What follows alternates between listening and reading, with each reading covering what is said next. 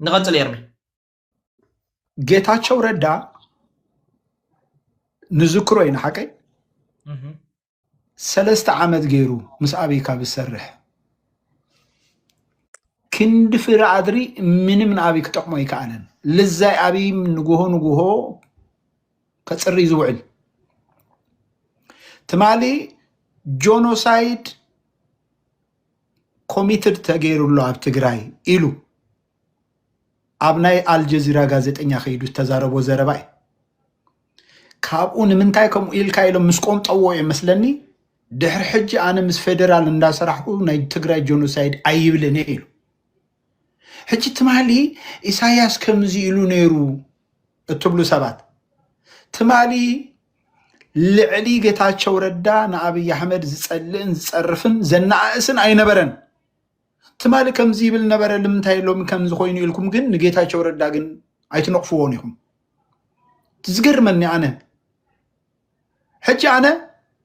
ናይዞም ናትና ግንባር ውድብ የብሎም ፖለቲካዊ ውዳበ ጥርናፍ የብሎም ፋፋፋፋ ብዓዲ ድዩ ብኣውራጃ ድዩ ብምንታይ እዮም ዝቃለሱ ምንም ኣይፍለጥ እሶም ስለ ዝኸዱስ ከምዚ ሓደ ቢግ ዲል በቃ ሓደ ተኣምር ዝተፈጥረ ገይርኩም ሲ ክትሓስቡ ከለኹም ነዛ ኣብ ኤርትራ እዛ ኤርትራን ኣብ ኤርትራ ዘሎ ሓይልን ሲ ብመልሓስ ዩቱበራት ክወድቕ ኢልኩም ስለ ትሓስቡ ክውድቕ ሲ አብይ አሕመድ እኮ መፈተነ ጻርቃን ንጎ ኮፍ ኢሉ ዝዛረብ ዘሎ እንታይ ኢሉ ክዛረብ ውዕል ኣሎ ጻርቃን ሲ ምስ ፌደራል ኮይና ንመቀለኽን አቱይና እናበለ ብዛዕባ ኤርትራን ባህራን ብዙሕ ግዜ ይዛረባሉ ጻርቃን እንታይ ምጽኡ ጻርቃን ቲዲኤፍ እናመርሕ እንኮሎ ጻርቃን ምስ ህዝብ ትግራይ ኮይኑ እናተንቃለሰ እንኮሎ እንታይ ዓይነት ርዝነትን ክብርን ነይርዎ ትፈልጥዎ ኢኹም አንጻር ህዝቡ ኣብ ዝኾነሉ ግዜ ግን ሕጂ ነለካ ይዝጨንዎ ካልሲ ኮይኑ ተደርቢ በቃ እዚ ሁሉ ታሪኹ እዚ ሁሉ ኣብቲ ትማሊ ንሱ ኣዛዚ ኮይኑ ዝመርሖም ዝነበሩ ምሩኻት ኣብ ትሕቲኦም ኮይኑ ይሰርሓሉ እንታይ ግን ለውጥ ኣምፂኡ ንአብይ አሕመድ ከርብሕ ዝኽእል እንታይ ነገር ከምጽእ ኢሉ ኢና ንብል በዚ አይና ክንግምታ ስለዚ ሓደ ዩቱበር ናብ አዲስ አበባ ከይዱ እታ ትማሊ ኣብ ፍናንድያ ኣብ ናይ ዝተፈላለዩ ሚድያታት ዝዛረባ ንዓ እንድሕር ደጊምዋስ ምንም በቃ ወላሓንቲ ኢትዮ ፎረም ኣብ ዝሓለፈ ግዜ ቀድሚ ንመጀመርያ ግዜ ዝብለካ ዘለኹ ኢትዮ ፎረም ቃለ መሕተት ንኪሮስ ተስፋሓ ገይሩሉ ኪሮስ ተስፋሓ ኢሉ ምስ ዘዛረቦ እንታይ ኢልዎ በቃ 3 ወርሒና እንደሊ ተሰራዊት ሓውና እዩ እቲ ኣብኡ ዘሎ ህዝብና እዩ ካብቲ ኣብኡ ዘሎ ስርዓት ንዓና ዝፈቱ 3 ወርሒ እዚ ሁሉ ደላይ ፍትሕ ብርጌድ ንሓመዱ ናብ አዲስ አበባ እንድሕር ከቲቱሞ ኩናት ጀሚረ ኣብ 3 ወርሒ መንግስቲ ኤርትራ ክንቅይሮ ኢልዎ ሓድሽ ዲ ምስ ኢትዮ ፎረም ኢንተርቪው ገርደሎ ኖ ተመጀመሪያ ናብ ግንባር ከይዶም ምስተባሃለ ተመጀመሪያ ኦኬ ዓመትን ገለን ገይራ የላን ማለት ወላቲ እቲ ብርጌድ ንሓመዱ ታዝካለቶ ኣብዚ ደገ ክገብር ዝኽእል እምበር ኣብ ኣኸይዱ ሕጂ ጋማን ገለገለ ክብል ይኸብድ እዩ ብጣዕሚ ማለት ሰቦ ከቢድ እዩ ብጣዕሚ ሕጂ ዝሰምዓካ የለን ኣብ ኢትዮጵያ ከዓ ልክዕ ከምኡ ኣብ ኢትዮጵያ ከዓ ኣብዛ ሰዓት እዚኣ ካብዞም ሕዋትና ዝዛርብዎ ዘለዎ ዘረባ በዓል ጻርቃን በዓል ጌታቸው በዓል ወዶን ጥሩ በዓል ሳሞራ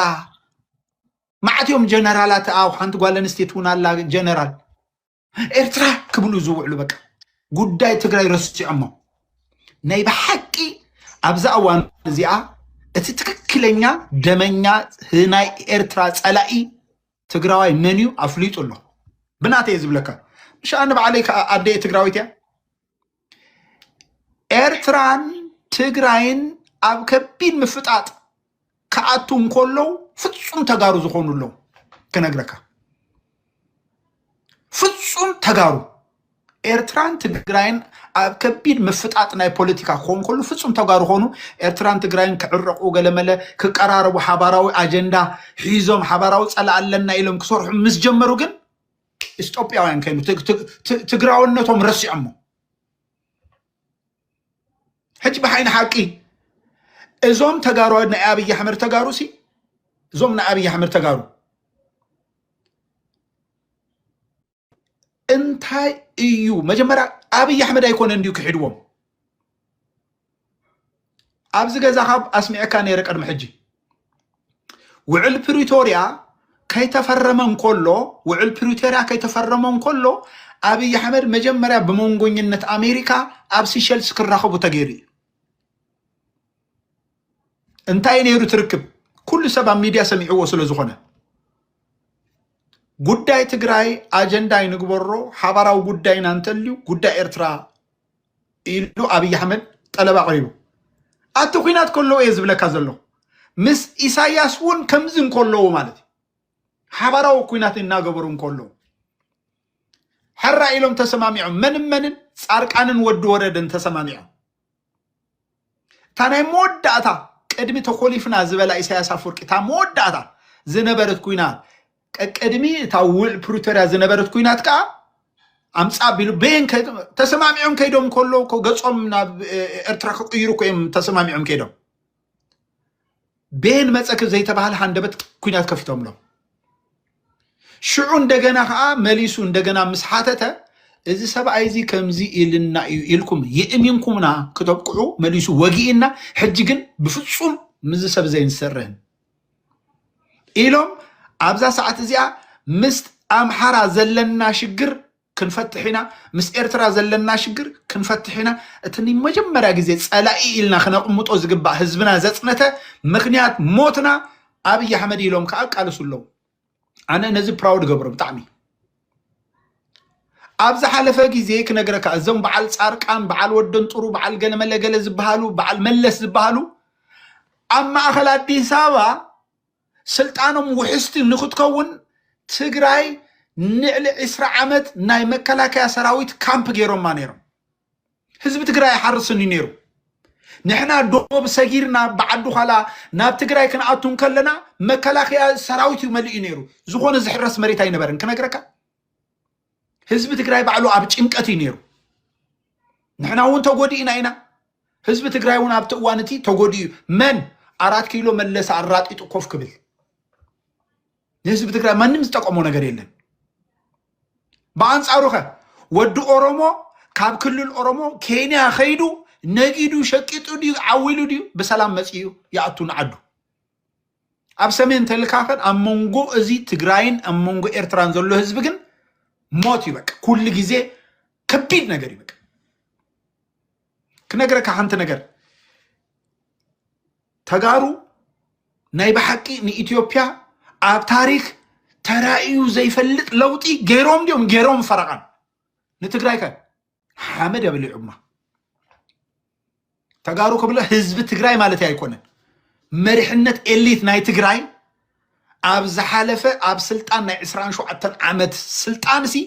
አዲስ አበባ አራጢጦም በዓል ጌታቸው ረዳ አዲስ አበባ አራጢጡ እንዲኮፉ ተንኪፍካዮ ዝረስሕ ኮይ ነይሩ ሕጂ ኮይ ታ ኩናት ሪእዋ ወይ ለዚያ ኩናት ከምዚ አዳይሉ እንዳ ሻዕቢያን እንዳ ብልጽግናን ናብ ቆላ ተንቤን መሰደድዎም ጌታቸው ረዳ ኩናት ዝበሃል አይፈልጥም ነይሩ እዚ አምስት ዓመት ግን ኦይ ኢሉ ቶባል ሕጂ እንድሕር መጽያ ሕጂ ነዚ አደጊማ አቱን ኢሉ ከይዱ ሕጂ ራ እዚኦም በዓል ጻርቃን ክነግረካ ሓንቲ ነገር ጻርቃን ሲ መሬት ለሕስናትን ሲና ኢና እንደራደሮ ሰብ የለን ኢሉ ፍክር ትክሮ ኦኬ እንታይ ኮይኑ ዳ ስጋ ሞዳታ ነትመን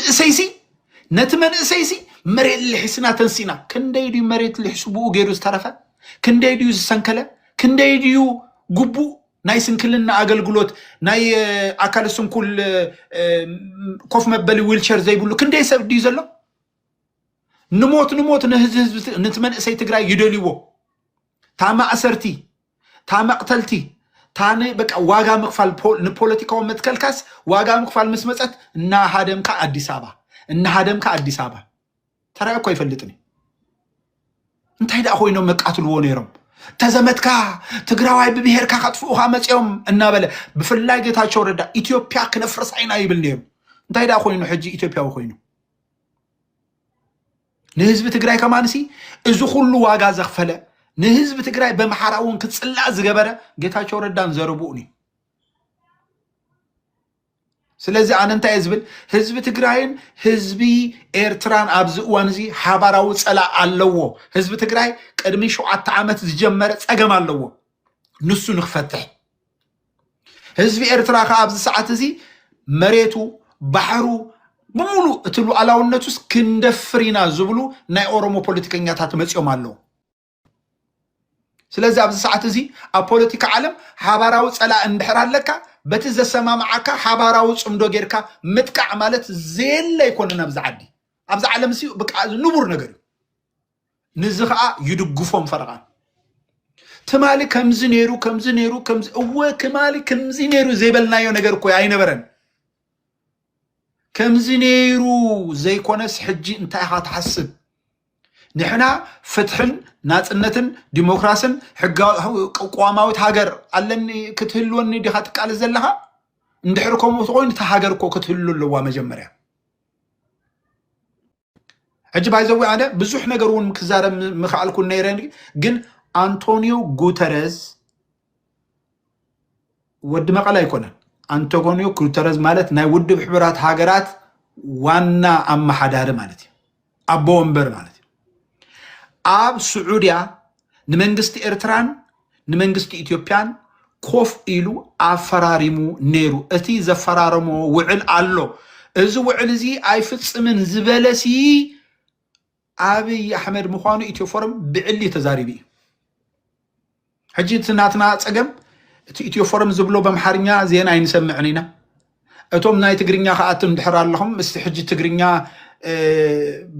ኣነ ብዓይኒ ሚድያ ብኣቀራርባ ክእለት ኣይንደግፎ እምበር ናይ ህግደፍ ፕሮፓጋንዳ ይዓቢ ካባና ዋላ እቲ ኤቲክስ ናይ ሚድያ ተረዲኻን ሕጂ ኣነ ብዙሕ ከይፀላእኹ ዝሰምዖ ናይ ፍናን ኣፕ ኣሎ ኣይንኳን ዶ እቲ ፖለቲካስ ዋላ ኣብ ዓለም ለኻዊ ነገር ብዙሕ ተርጊሞም ዘምፅዎ ነገር ብዙሕ ከምህረካ ዝኽእል ነገር ኣሎ እዩ ስለዚ ንዕኡ ናይ ንሰምዕን ኢና እንዶ ክደፍዎ ኣብ ኢትዮጵያስ እንታይ ተባሃለ ዝበሃል ነገር ማለት ስለዚ ኣነ እንታይ እየ ዝብል እዚ ሓውና እዚ ከይዱ ኣብ ቴሌቭዥን ኢትዮጵያውያን 150 ሚልዮን ገይርዎም ንሕና 130 እዮም ዝብሉ ነይሮም 150 ገይርዎም ሓዲሩ ኣሎ 150 ሚልዮን ባሕሪ ይግባአኒ ኢሉ ካሕተት ግቡእ ኢሉ ኣሎ እሱ ስለ ዝበለ ምንም ዝገብሮ ነገር የለን ንፈልጦ ኢና ኣይንኳን ዶ ንሱ ንጹር ኣይንኳን ዶ ንሱ ብለካ ኣብይ ኣሕመድ ሓንታ ይገብርን እዩ ጌታቸው ረዳ ሓንታ ይገብርን እዩ ጻርቃን ሓንታ ይገብርን እዩ ብምልኦም ናይ ኣብይ ኣሕመድ ተጋሩ ፀላኢ ኤርትራ ዝኾኑ ህዝቢ ኤርትራን ዝኾኑ ኣብ ቲክቶክ እንታይ ክዛረቡ ውዕሉ ኣለዉ ይሰምዖም እየ ብደንቢ ድሓንስኪ ነቲ ህዝቢ እዚስ ኣብዚ ሰዓት እዚ ተሪር ዘረባ ተዛሪብካሲ ምሻሎ መቆሳሰሊ ከይከውን እናበልና ሸለል ንብሎ ብዙሕ ነገር እምበር እታ ኣብ 1998 ዝተገበረት ኩናት ዓይነት ገይሮም ንኤርትራ ንኽወሩ እዮም ዝደልዩ ዘለዉ በል በዓል መን ሕጂ ኣነ ሰራዊት ኢትዮጵያ ብምግዜ መለስ ኦልሞስት ብዙሕ መሬት ኤርትራ ረጊፁ ነይሩ ሓቂ ኣይዓመፀን ኣይቀተለን ኣይረሸነን ኣብዚ እዋን እዚ ዘሎ ቴክኖሎጂ ስለዘየለ እንተዘይኮይኑ ኣብ ልዕሊ ህዝቢ ኤርትራሲ በደል ኣይተገብረን በደልን ፈርዖን ክነገረካ ብግዜ መለስ ዜናዊ ኣብ ዝተገበረ ኩናት ናይ ኣብይ ኣሕመድ ዩቱበር ኮይኑ ፕሮፓጋንዲስት ኣብ ካናዳ ዝነብር ኣሎ ናይ ደርጊ እውን ሰራዊት ዝነበረ ነዚ መንእሰይ ብቃል ኣነ እንታይ እዮም ኮይኖም ኣብ ደገ ዘሎ ህግደፋውያን ነዚ ሰብ እዚ ብቃላቱ በትናቱ ቪድዮ ረቲዖም ክኸስዎ ዘይከኣሉ እምበር ነዚ መንእሰይ ኣፀጊዕና ንርሽኖ ነርና ይብል ነይሩ ስለዚ ኣነ ንሳቶም እውን ከምኡ እዮም ገይሮም ነይሮም ስለዚ ኣነ እንታይ ክብል መወዳእታ ሕፅር ከብለልካ ኣነ ኣብዚ ሰዓት እዚ ካብ ዘሎ ፅምዶ ኣብ ትግራይ ከመይ ዝኣመሰለ ፅምዶ ይግበር ኣሎ ኣብ ኤርትራ ከመይ ዓይነት ይግበር ኣሎ ሲ ከም ሎሚ ዘተኣማምን ነገር የለን ኢለ ዝሓስብ ኣነ እዚ ፅምዶ እዚ ኤርትራ ንክትህሉ ትግራይ እውን ፀላእያ ንክተንበርክኽ ዝጠቅምን ፈረቃን እዩ ይብለ ቴንክ ዩ ኦኬ ቴንክ ዩ ኤርሚ